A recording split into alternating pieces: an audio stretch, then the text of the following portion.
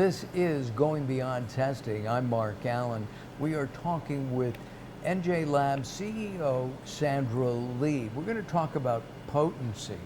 So if somebody buys a bottle of vitamins and it's supposed to have 1,000 milligrams of vitamin C, you test that.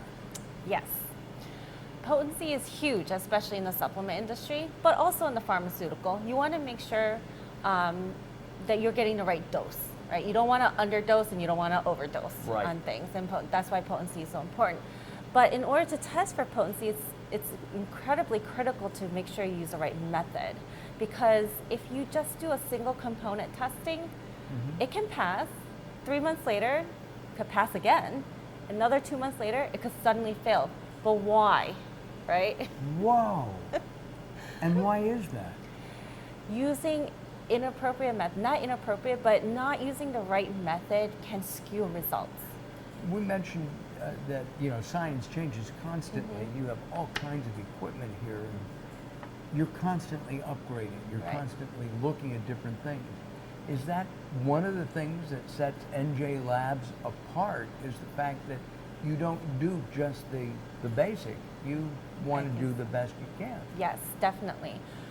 Especially in potency, because that's the one thing that everyone's most interested in. Is this enough in my product? Because without the potency of your product, why are you even selling it, right? So what we do is we make sure the method we use is rugged, it's robust, it's accurate, it's precise, and whether you use the method today or next week, it's consistent. So we go through we put a lot of our products through heavy regulation studies, validation studies, to make sure that we can give that same type of principle across the board with whatever product that we're testing. All supplements, all pharmaceuticals, all nutraceuticals, and we're going to be talking about the difference between supplements and nutraceuticals in a subsequent episode. What about expiration dates? Oh, that's a good one.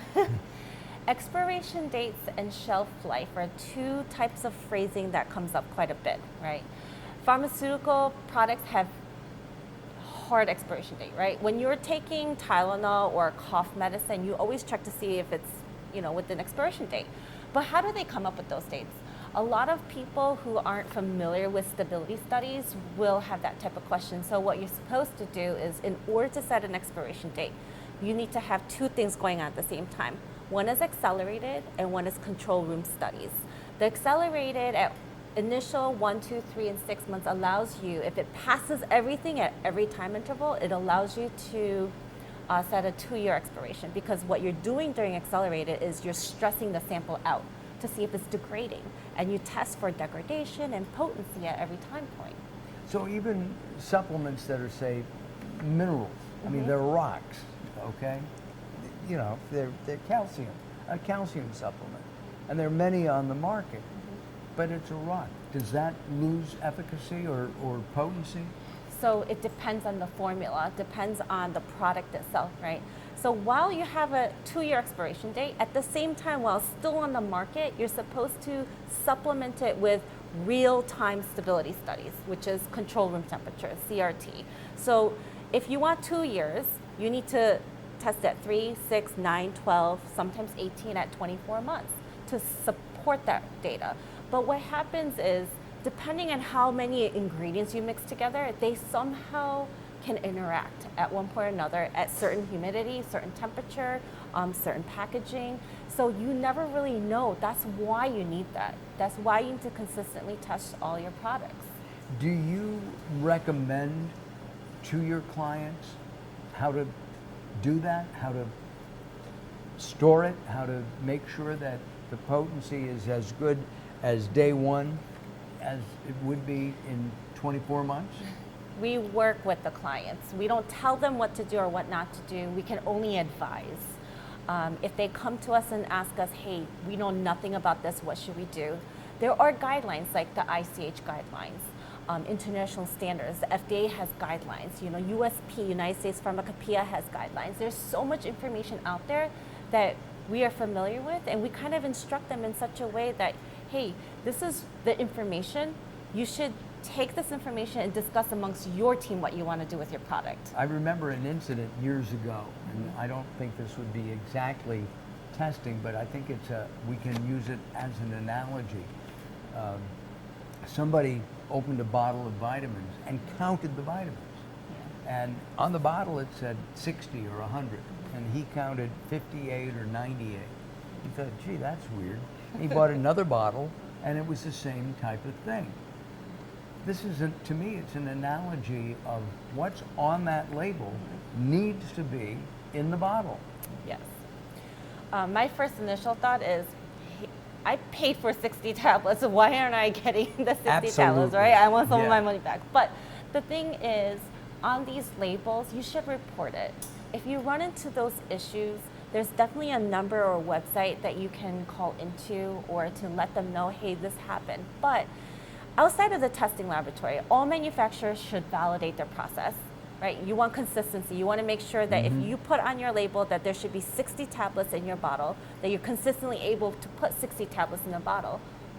And also, if there's X number of milligrams of vitamin C or D or whatever, that's in there too, and that's what you here at NJ Labs validate.